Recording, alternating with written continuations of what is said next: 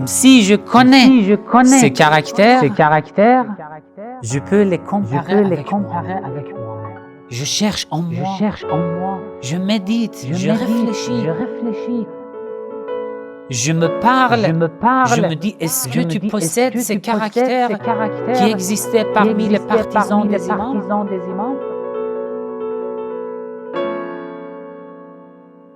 Bismillah ar-Rahman ar-Rahim, chères sœurs, chers frères. Assalamu alaikum wa rahmatullahi wa barakatuh. أعظم الله أجورنا وأجوركم بمصابنا بالحسين. Toutes mes condoléances pour le martyre de l'imam Hussein alayhi salam, la tragédie de Karbala et l'arrivée du mois de Muharram. En fait, le mois de Muharram est le mois le plus triste dans le monde de l'islam, surtout parmi les chiites. Même il y a plusieurs sunnites qui commémorent le deuil du mois de Muharram, le deuil de l'imam Hussein alayhi salam. Et malheureusement aujourd'hui, à notre époque, sous l'influence de certains wahhabites ou des salafistes, il y a beaucoup de sunnites qui ont abandonné la commémoration du deuil du petit-fils du prophète Mohammed sallallahu alayhi wa sallam. Mais bon, c'est notre responsabilité. Chaque année, le mois de Muharram est une meilleure occasion pour nous qui ont une responsabilité très lourde pour la propagation de l'histoire, des enseignements de l'islam et de l'imam Hussein alayhi salam et de la tragédie de Karbala. C'est notre responsabilité et le mois de Muharram est une meilleure occasion pour nous, pour qu'on puisse, Inch'Allah, approfondir notre connaissance à l'égard de l'imam Hussein alayhi salam, à l'égard de la tragédie de Karbala, sur l'histoire de l'imam Hussein alayhi salam à Karbala et ce que l'imam Hussein alayhi salam a fait pendant ces jours. J'ai beaucoup réfléchi sur ce sujet du fait que chaque année, chaque mois de Muharram est une occasion pour nous. Chaque année, on peut approfondir notre connaissance sur un aspect, sur un point, sur un détail du mois de Muharram, sur un détail de l'histoire de l'imam Hussein alayhi salam. Donc chaque année, on prend un sujet de l'histoire de l'imam Hussein alayhi salam et sur ce sujet, on réfléchit, on médite, on fait des recherches, on analyse, on cherche des preuves, des narrations historiques, des hadiths pour pouvoir approfondir notre connaissance, Inch'Allah, et après pour pouvoir propager tous ces trésors avec tout le monde entier, avec toute l'humanité, Inch'Allah. Mais le sujet de ces émissions, Inch'Allah, pendant ces nuits, c'est ça, on veut voir notre statut à l'égard de l'imam Hussein alayhi salam, à l'égard des partisans de l'imam Hussein alayhi salam, et d'autre côté, le message de l'imam Hussein alayhi salam à toute l'humanité. Vous voyez? Bon, j'ai déjà publié des vidéos sur les caractéristiques des partisans, des 313 partisans de l'imam Mahdi Ajjalallah Ta'ala Farajahu Sharif. Pour savoir si je suis digne d'être parmi les partisans de l'imam Mahdi Ajjalallah Ta'ala Farajahu Sharif ou d'être digne d'être parmi les partisans de l'imam Hussein alayhi salam, je dois connaître leurs caractéristiques. C'est ça. Si je connais les particularités de leurs partisans, je peux comparer ces caractéristiques avec les miennes pour pouvoir vérifier la véracité de mes prétentions. Chacun d'entre nous, nous avons des prétentions. On se prétend musulman, on se prétend chiite, on se prétend croyant, on se prétend vertueux, on se prétend amoureux des Ahlul Bayt alayhimus salam, n'est-ce pas? C'est ça la vérité. Nous avons beaucoup de prétentions et maintenant, à l'occasion du mois de Muharram, on veut avoir un programme de méditation, de réflexion sur ce sujet. Chacun d'entre nous doit analyser soi-même pour voir si, moi personnellement, si je suis digne d'être un des amoureux, un des partisans de l'imam Hussein alayhi salam, et à la fin des temps, un des partisans de l'imam Mahdi ajjalallah ta'ala farjahu sharif. Bon, pour vérifier la véracité de nos prétentions, qu'est-ce que je dois faire? Il y a deux étapes, il y a deux sujets à analyser et à vérifier. Premier sujet, il faut connaître les caractéristiques des partisans de l'imam Hussein alayhi salam et de tous les imams du prophète Mohammed sallallahu alayhi wa sallam. Il faut voir d'où ils sont venus, qu'est-ce qu'ils ont fait, grâce à quel caractère ils ont été dignes d'être parmi les partisans du prophète Mohammed sallallahu alayhi wa sallam, parmi les partisans de l'imam Hussein alayhi salam, et grâce à quelles caractéristiques les partisans de l'imam Mahdi ajjalallah ta'ala farjahu sharif seront dignes d'être parmi ces partisans. Est-ce qu'ils ont des vrais croyants, des vertueux, des lumineux, etc., etc.? Quelles sont leurs caractéristiques grâce auxquelles ils ont été dignes d'être un des vrais amoureux des Ahlul Bayt alayhimus salam? Grâce auxquels caractères, auxquelles particularités ils ont été dignes d'être un des partisans de l'imam Hussein alayhi salam. Si je connais ces caractères, je peux les comparer avec moi-même. Je cherche en moi, je médite, je réfléchis, je me parle, je me dis, est-ce que tu possèdes ces caractères qui existaient parmi les partisans des imams? Ou non? Deuxième sujet. Deuxième sujet dont il faut parler, il faut connaître les caractéristiques et les particularités des ennemis des imams alayhimus salam. Sans connaître les ennemis des imams, tu ne peux pas connaître et suivre le droit chemin. Est-ce que tu connais les caractéristiques des ennemis des imams alayhimus salam? Si je ne connais pas leurs caractéristiques, peut-être je possède des caractères en moi qui ressemblent aux caractères des ennemis des imams. C'est nécessaire. C'est une occasion d'avoir une méditation, une réflexion. Donc, deuxième étape, je dois connaître les caractéristiques des ennemis des imams alayhimus salam. D'où ils sont venus? Certains d'entre nous, on croit que non, nous sommes loin de ce point d'être un ennemi des imams. C'est impossible. Nous croyons que le statut d'un ennemi des imams est loin de nous. C'est impossible. Je n'imagine même pas d'être un ennemi de l'imam. Je n'imagine même pas d'être contre l'imam Hussein alayhi salam, contre l'imam Mahdi ajjalallah ta'ala farjahu sharif. Pourquoi? Parce que je me prétends musulman, je me prétends croyant, je me prétends chiite, je me prétends partisan de l'imam Ali alayhi salam, et je ne pense même pas un instant que je sois dans l'armée des ennemis des imams. C'est ça? Mais pourquoi? D'où ils sont venus, les ennemis des imams? Ils sont venus du ciel? Du feu de l'enfer? Non, ils étaient des êtres humains comme nous. Les ennemis de l'imam Hussein alayhi salam, les assassins de l'imam Hussein alayhi salam, d'où ils sont venus? Ils sont venus du ciel? Non, ils étaient des êtres humains comme nous. Pourquoi je n'imagine même pas que je sois même un instant dans l'armée des ennemis des imams? Pourquoi? Moi aussi, je suis un être humain comme eux. Qu'est-ce qu'ils ont fait?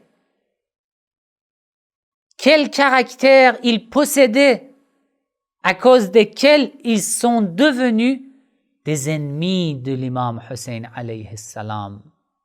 Est-ce que nous avons réfléchi sur ce sujet? Oui, nous disons toujours, ils étaient des violents, ils étaient des injustes, ils ont assassiné l'imam Hussein, le fils de Fatima az-Zahra, salamullah alayha, et nous pleurons chaque année. Mais qu'est-ce qu'ils ont fait? Pourquoi ils sont devenus un ennemi de l'imam Hussein? Ils sont devenus si injustes qu'ils ont assassiné le petit-fils du prophète Mohammed sallallahu alayhi wa sallam. À cause de quelles caractéristiques ils sont devenus un ennemi de l'imam Hussein alayhi salam? C'est ça la question. C'est ça qui est important. Et c'est sur ce sujet qu'on va parler, Inch'Allah, pendant ces nuits. Nous devons analyser l'histoire de l'imam Hussein alayhi salam pour voir d'où ils sont venus. Ils étaient des êtres humains comme nous. Certains assassins de l'imam Hussein alayhi salam étaient des partisans de l'imam Ali alayhi salam.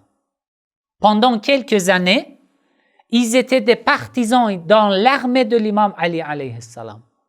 Je vais vous donner des exemples. Mais après, ils se sont éloignés de l'imam Ali alayhi salam et ils sont devenus des ennemis. Lorsque nous pensons aux assassins de l'imam Hussein, je dis bon, ils étaient vraiment des impies, ils étaient des infidèles, ils étaient des criminels, des injustes. Mais non, ils étaient des musulmans, bien sûr, ils possédaient ce caractère, mais ils étaient des musulmans. Pendant quelques années de leur vie, ils étaient dans l'armée du prophète Mohammed sallallahu alayhi wa sallam. Ils étaient dans l'armée de l'imam Ali alayhi salam. Ils étaient à côté des Ahlul Bayt, certains d'entre eux. Et après, ils se sont éloignés. Ils se sont égarés du droit chemin. Pourquoi? La réponse de cette question est le sujet de mes discours, Inch'Allah, pendant ces nuits. Alors, première étape, nous devons connaître les amis et les partisans des imams alayhi salam. Ça, Inch'Allah, si on a le temps, après avoir parlé des ennemis des imams alayhi salam, on va parler des amis et des partisans des imams alayhi salam aussi. Si on arrive jusqu'au jour de Ashura, on va en parler, sinon, après le jour de Ashura, je vais faire des vidéos sur ce sujet. Mais d'abord, nous allons parler des ennemis des imams alayhi salam. Qui est réellement un ennemi de l'imam Hussein alayhi salam? Nous croyons que celui qui a combattu l'imam Hussein alayhi salam par son épée est considéré comme un ennemi. Nous croyons que ceux qui étaient dans l'armée de Yazid contre l'imam Hussein alayhi salam et qu'ils ont attaqué l'imam Hussein alayhi salam, ils sont considérés comme des ennemis de l'imam Hussein alayhi salam. Mais est-ce que c'est tout? Tous les ennemis de l'imam Hussein alayhi salam sont ces gens-là? Ou il y en a encore d'autres qui ne font pas partie de l'armée de l'imam de Yazid ibn Muawiyah?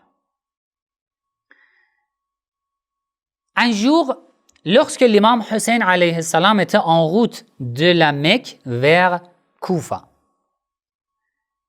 un homme de Koufa est venu auprès de l'imam Hussein alayhi salam. L'imam lui a demandé, mais qu'est-ce que tu fais? Est-ce que tu es avec nous ou contre nous? Il a dit, je ne veux pas te combattre, ô Hussein, mais je ne veux pas être dans ton armée pour être tué. Je ne veux pas être tué. Je n'ai rien à voir avec vous, ni avec vos ennemis. L'imam alayhi salam a dit, non, c'est impossible. il n'y a que deux possibilités. Soit tu es un ennemi de l'imam Hussein, soit tu es un partisan de l'imam Hussein. Lana am alayna. Est-ce que tu es avec nous ou contre nous? Il n'y a pas un troisième groupe qui n'a rien à voir avec nous et avec nos ennemis. Non.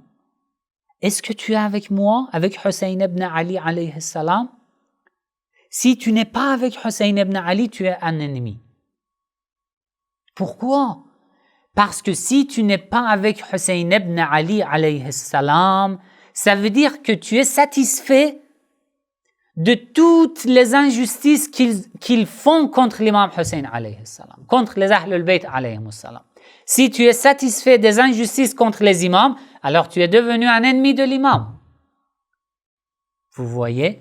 Donc, d'abord, dans une phrase, si on veut dire qui est un ennemi de l'imam, un ennemi de l'imam Hussein alayhi salam est celui qui est dans le chemin de l'imam Hussein alayhi salam,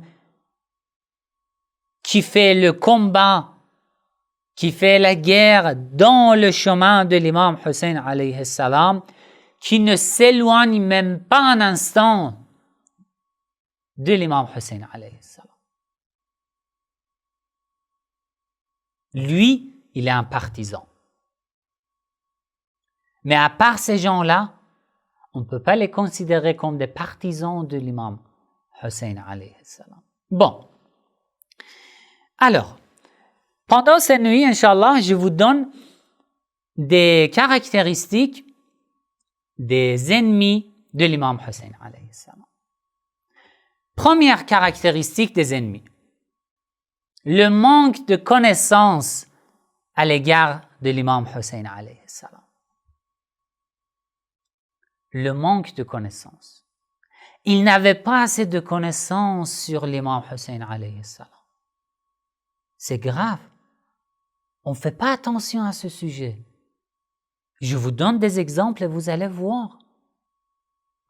Le niveau de leur connaissance à l'égard de l'imam Hussein alayhi salam, c'est étonnant. Premier exemple.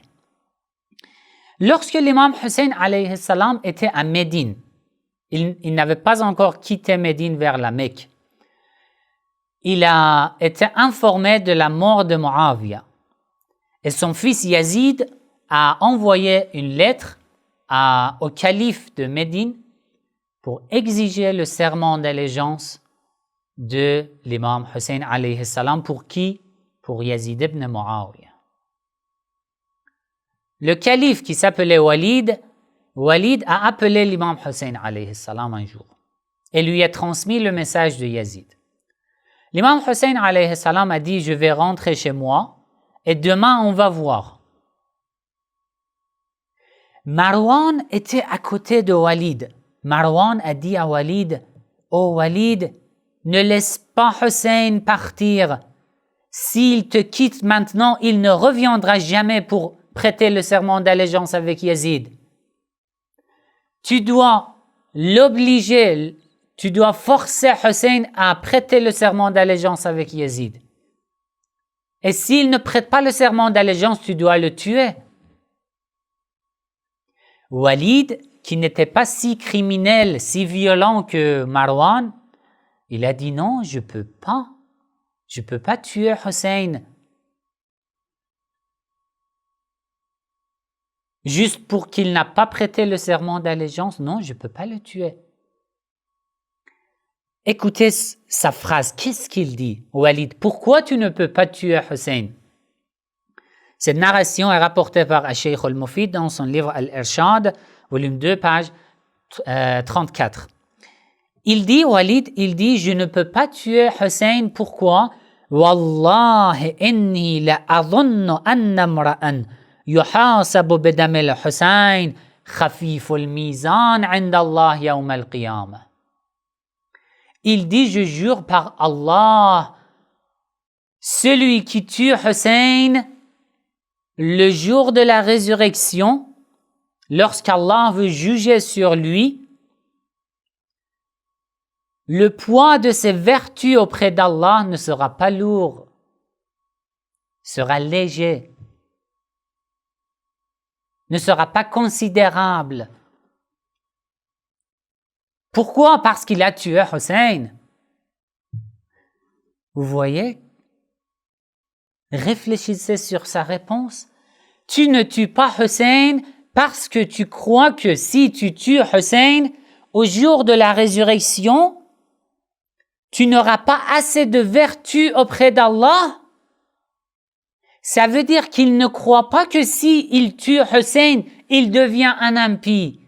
Il ne croyait pas que si il tuait Hussein, il devenait un polythéiste, un païen, un infidèle. Non, il croyait juste que si il tue Hussein, il n'aurait pas assez de vertu auprès d'Allah le jour de la résurrection. C'est grave.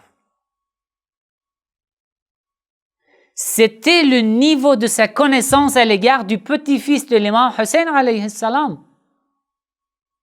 Alors ce n'est pas étonnant qu'il devienne un calife de la part de Yazid ibn Muawiyah, car il ne connaît pas les Ahlul Bayt alayhi salam. Combien d'années il y a entre l'époque de l'imam Hussein alayhi salam et l'époque du prophète Mohammed sallallahu alayhi wa sallam?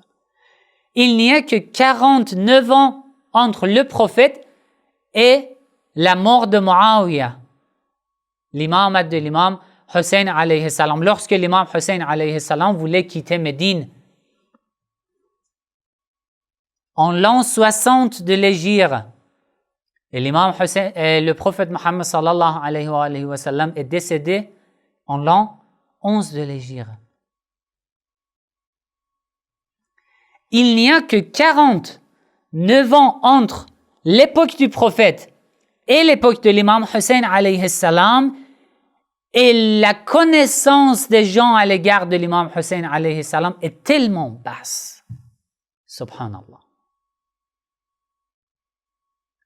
C'est l'influence des Omeyyades contre les Ahlul Bayt et sur la pensée des gens qui ne connaissaient même pas les Ahlul Bayt alayhimus salam. Oui, il connaissait, il disait, oui, je connais, il est Hussein ibn Ali, il est fils de Ali, il est fils de Fatima al-Zahra, il est le petit-fils du prophète Mohammed sallallahu alayhi wa sallam. C'est tout.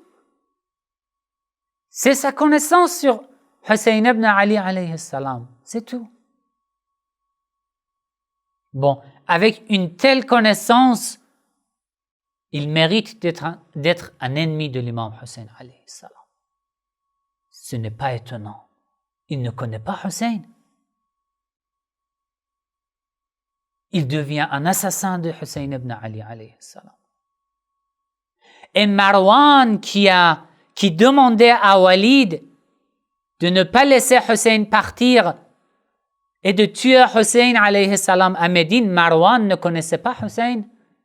Il connaissait Hussein, il connaissait que l'imam Hussein alayhi salam est le petit-fils du prophète Mohammed sallallahu alayhi wa sallam. Mais il n'avait pas une connaissance profonde sur les mérites, sur le statut de Hussein ibn Ali alayhi salam. C'est ça qui est important. C'est ça qui est important. Sinon, si tu connais la généalogie de l'imam Hussein, ça ne change rien. Ça peut te donner quelques informations, c'est tout. Et parmi nous, connaissons, réfléchissons, pensons sur ce sujet, combien j'ai la connaissance sur l'imam Hussein alayhi salam. Je vous ai donné un exemple de Walid, n'est-ce pas? Walid était un calife de la part de Yazid ibn Muawiyah. Et je vous donne un exemple de ceux qui ont invité l'imam Hussein alayhi salam de venir à Koufa. Les musulmans qui ont invité l'imam Hussein alayhi salam. Regardez, encore Cheikh al-Mufid rapporte cette narration dans son livre Al-Irshad, volume 2, page 38. Certains chiites, on ne peut pas dire chiites, Certains wahhabites disent que les chiites ont tué Hussein. Je vais répondre à cette question. Ils étaient des musulmans. Et chiites, à cette époque-là, n'avaient pas cette signification.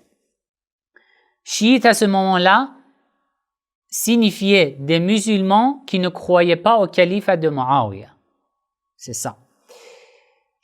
Ils ont écrit une lettre, ils ont écrit plusieurs lettres. Dans une de leurs lettres, ils ont écrit comme ça. Bismillahir-Rahmanir-Rahim. Au nom de Dieu, le tout miséricordieux, le très miséricordieux. Lil Hussein ibn Ali. On écrit cette lettre à Hussein ibn Ali. من شيعته من المؤمنين والمسلمين. De ses partisans, des musulmans et des croyants. أما بعد فحي هلا فإن الناس ينتظرونك. Dépêchez-vous, ô Hussein, vers nous. فإن الناس ينتظرونك لا رأي لهم غيرك. Tout le monde vous attend. Ils ne disent rien que ce que vous dites. Ils ne croient que ce que vous croyez. Ils ne suivent personne autre que vous. فَالْعَجَلَ الْعَجَلَ. Dépêchez-vous, dépêchez-vous. ثُمَّ الْعَجَلَ الْعَجَلَ. Encore dépêchez-vous, dépêchez-vous. Ça vous rappelle quelque chose? On ne dit pas toujours « Oh l'imam Mahdi, ajjalallah ta'ala farjah, oh l'imam Mahdi, oh Mahdi, al-ajal, al-ajal, oh Mahdi, dépêche-toi, dépêche-toi, viens, viens ». On ne prie pas pour la réapparition de l'imam Mahdi, ajjalallah ta'ala farjah al-sharif. Plus de 10 000 personnes dans Koufa, à Koufa, ont écrit des lettres à l'imam Hussein alayhi salam. On demandait à l'imam de se dépêcher de venir vers Koufa. Vous voulez savoir la réponse de l'imam Hussein alayhi salam? Bon, apparemment, plus de 10 000 personnes ont invité l'imam Hussein alayhi salam. C'est un grand nombre à cette époque à Koufa. 18 000 personnes ont prêté le serment d'allégeance avec l'envoyé de l'imam Hussein alayhi salam, Muslim ibn Aqil. Mais écoutez la réponse de l'imam Hussein alayhi salam. L'imam alayhi salam leur a répondu من الحسين ibn Ali, de Hussein ibn Ali. إلى الملأ من المسلمين والمؤمنين, à tous les musulmans et les croyants. Puis il a écrit, oui, vos envoyés m'ont apporté vos lettres, vous m'avez demandé de me dépêcher de venir vers vous à Koufa, vous m'avez demandé que c'est moi votre imam, vous n'avez pas d'autre imam, vous m'avez demandé de venir le plus vite possible à Koufa. Et après, l'imam alayhi salam a dit وَإِنِّي بَاعِثٌ إِلَيْكُمْ أَخِي وَابْنَ عَمِّي وَثِقَتِي مِنْ أَهْلِ بَيْتِي. Je vais envoyer vers vous mon frère, mon cousin et la personne à qui je fais confiance de mes Ahl al-Bayt pour venir à Koufa pour vérifier la véracité de vos prétentions. Ça veut dire quoi? Ça veut dire que même si plus de 10 000 personnes ont envoyé des lettres à l'imam Hussein alayhi salam, il n'a pas fait confiance. Il leur a dit que je vais vous envoyer mon messager Muslim ibn Aqil pour vérifier la véracité de vos prétentions.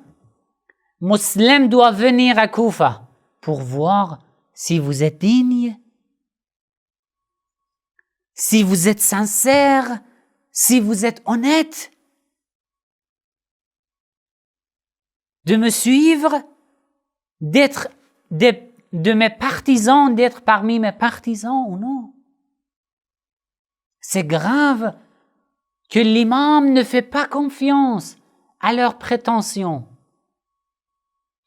C'est pour ça qu'il a envoyé, après il a dit, je vous envoie Muslim, فإن كتب إلي أنه قد اجتمع رأي ملائكم وذوي الحجة والفضل منكم على مثل ما قدمت به رسلكم. Si Muslim vérifie la véracité de vos prétentions et il m'écrit, il m'envoie une lettre confirmant la véracité de vos prétentions, je viendrai, Inch'Allah, vers vous.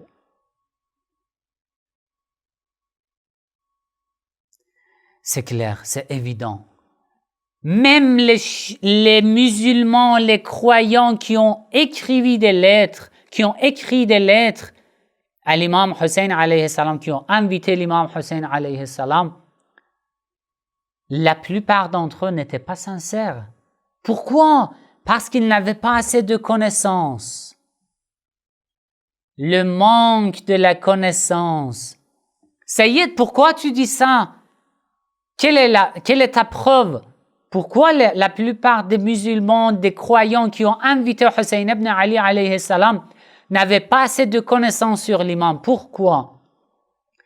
Pour les dernières phrases dans la lettre de l'imam Hussein alayhi salam. Bon, je vous ai lu la réponse de l'imam Hussein alayhi salam. L'imam a dit, j'ai entendu, j'ai reçu vos messages, vous m'avez demandé de venir, mais je vous envoie mon messager pour vérifier la véracité de vos prétentions. Si Muslim confirme que vous étiez sincère, je viendrai. Mais la dernière phrase,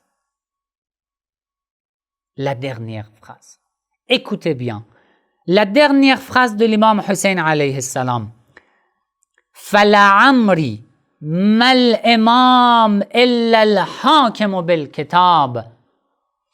Je jure par mon âme. Qui jure? Hussein ibn Ali alayhi salam. Je jure par mon âme. Mal imam illa al-hakim bil-kitab. Savez-vous qui est un imam? Mal imam illa al-hakim bil-kitab. Un imam est celui qui ne gouverne que d'après le Coran. Je vais analyser toutes ces phrases, Inch'Allah. Al-qa'imu bil-qist. Un vrai imam est celui qui ne fait que d'après la justice. Ad-da'inu bidin al-haq. Il ne pratique que d'après la vraie religion, que d'après la vraie sunnah du prophète Muhammad sallallahu alayhi wa sallam. Al-habisu nafsahu ala dhatillah. Un vrai imam est celui qui garde son âme dans le chemin de Dieu, juste pour Dieu, dans le but d'atteindre la satisfaction de Dieu, rien d'autre. Alors, réfléchissons ensemble. Quel est le rapport avec les premières phrases de l'imam Hussein alayhi salam dans sa lettre avec ces dernières phrases? D'abord, l'imam dit « J'ai reçu vos messages aux gens de Koufa ». Puis l'imam dit « Je vous envoie Muslim pour vérifier la véracité de vos prétentions ». Et à la fin de sa lettre, l'imam alayhi salam dit « Savez-vous qui est un vrai imam? Un vrai imam, je jure par mon âme, un vrai imam a 4 caractères. Un vrai imam est celui qui ne gouverne que d'après le Coran, celui qui ne pratique que d'après la justice, celui qui ne pratique que d'après la vraie religion et celui qui garde son âme juste pour atteindre la satisfaction de Dieu. Pourquoi? Pourquoi l'imam alayhi salam, à la fin de sa lettre, a expliqué la signification d'un vrai imam? Pourquoi? Les gens de Koufa ne connaissaient pas qui est un imam? Quel est le rapport de ces dernières phrases de l'imam Hussein alayhi salam? Les gens de Koufa ne connaissaient pas réellement qui est un imam. Ils ne connaissaient pas le statut, le vrai statut d'un imam auprès d'Allah. Ils ne connaissaient pas le statut des Ahlul Bayt alayhimus salam auprès d'Allah. C'est ça qui est étonnant, c'est ça qui est triste. Juste quelques années après le prophète Mohammed sallallahu alayhi wa sallam, l'imam Hussein alayhi salam, à la fin de sa lettre, doit leur expliquer qui est un imam. C'est triste. Le manque de la connaissance. Subhanallah. Ils ne connaissaient pas qui est un imam. Oui, ils disaient, oh Hussein, viens vers nous. Nous n'avons aucun imam que toi. Nous voulons te suivre, etc., etc. Pourquoi? Parce qu'ils savaient juste que Yazid boit du vin, Yazid est un pervers et que Hussein est le petit-fils du prophète Mohammed sallallahu alayhi wa sallam. C'était le fond de leur connaissance, c'est tout. C'était leur connaissance à l'égard de l'imam. C'est pour ça que l'imam dit, je jure par mon âme, un imam a ces 4 caractères. Et Inch'Allah, à la suite de mes émissions, je vais expliquer que veut dire exactement ces 4 caractères que l'imam alayhi salam nous donne. C'est un message pour toute l'humanité. Mais je vais, Inch'Allah, expliquer tout ça dans les émissions suivantes, Inch'Allah. Bon. Dans cette lettre de l'imam Hussein alayhi salam aussi, nous voyons les signes du manque de la connaissance parmi les musulmans à l'époque de l'imam Hussein alayhi salam. Je vous donne juste un dernier exemple.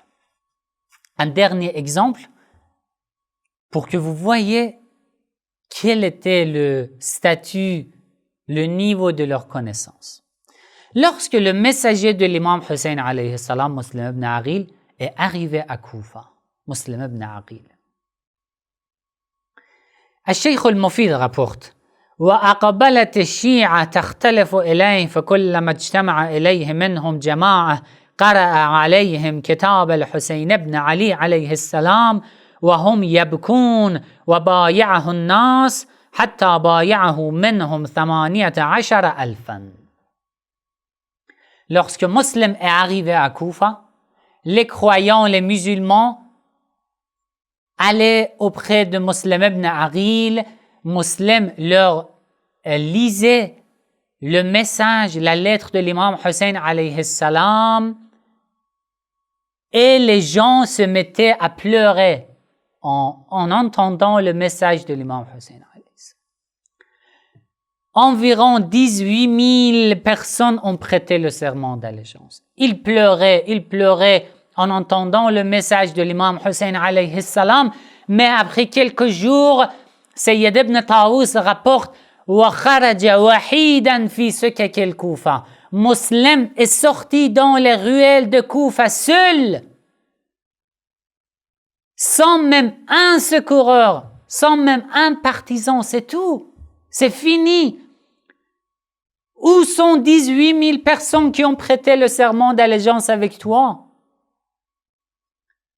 Inch'Allah, dans les autres émissions, je vais vous expliquer pourquoi. Première raison, c'est le manque de la connaissance.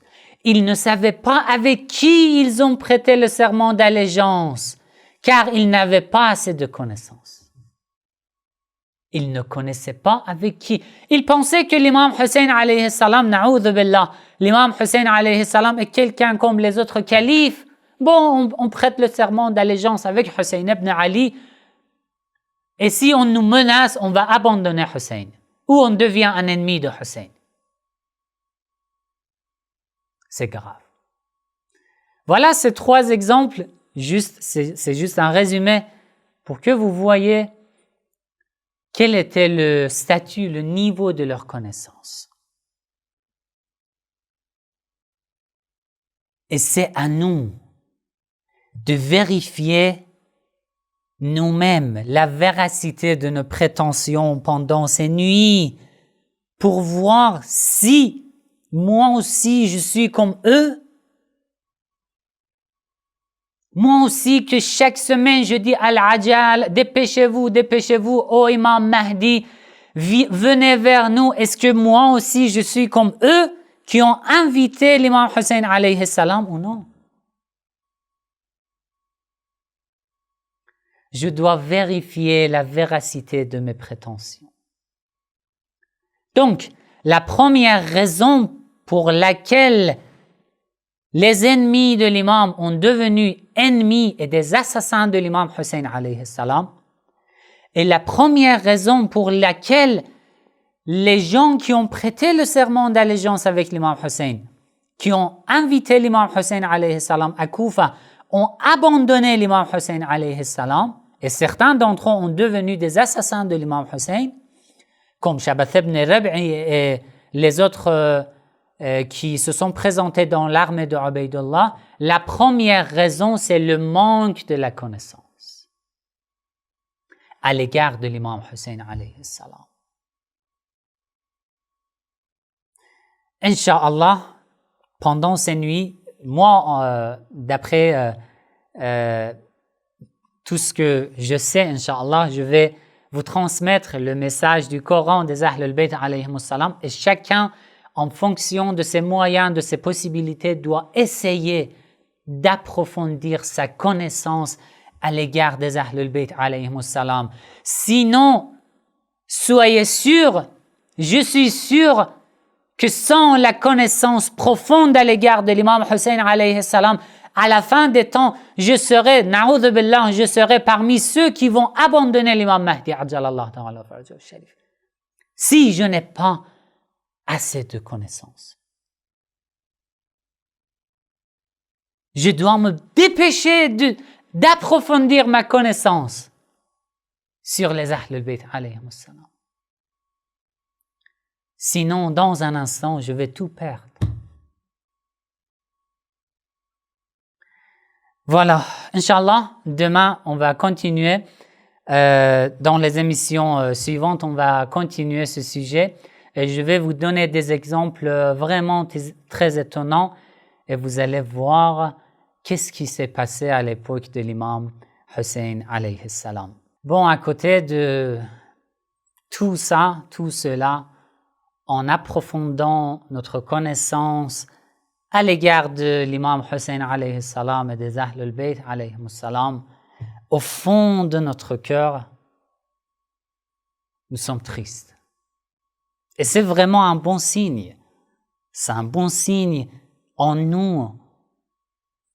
Moi, je suis ravi de voir ce signe dans mon cœur.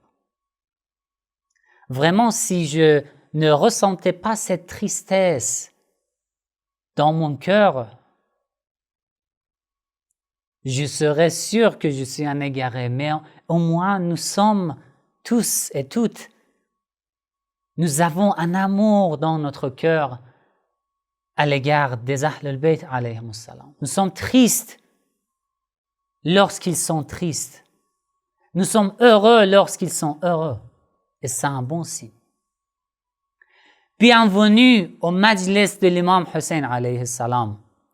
Si vous êtes là, si vous êtes dans le majlis de l'imam Hussein alayhi salam, soyez sûr que l'imam Hussein alayhi salam vous regarde, qu'il vous observe tous vos actes.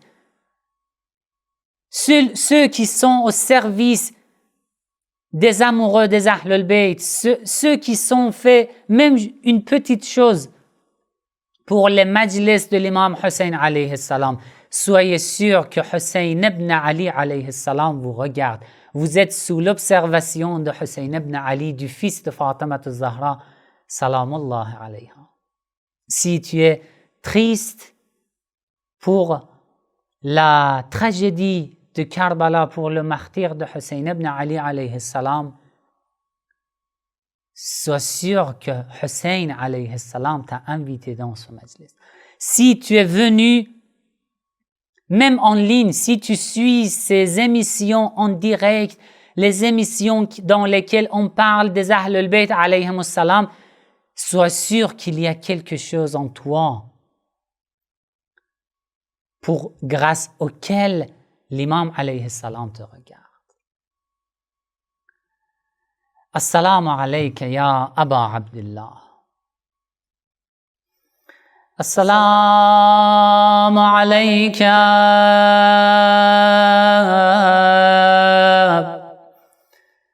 ya Aba Abdullah.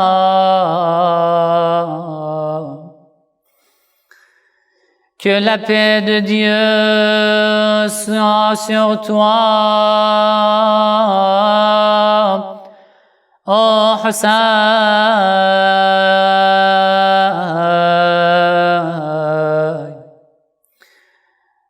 وعلى الأرواح التي حلت بفناك. عليك مني سلام الله.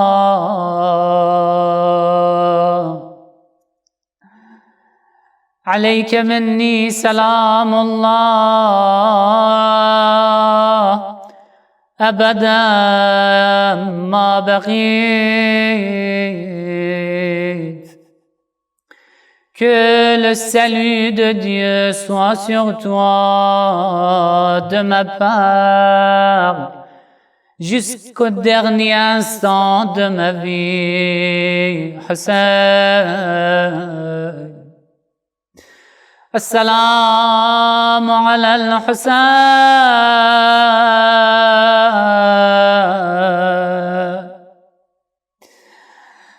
Salam à toi, Hussein. وعلى علي بن الحسين.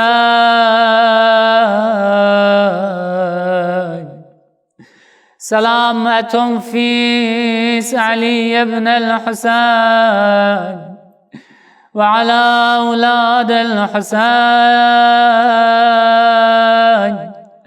Salam à tous les enfants de Hussein. وعلى أصحاب الحسين. Salam à tous les partisans de Hussein. Oh Hussein, nous sommes tes amoureux.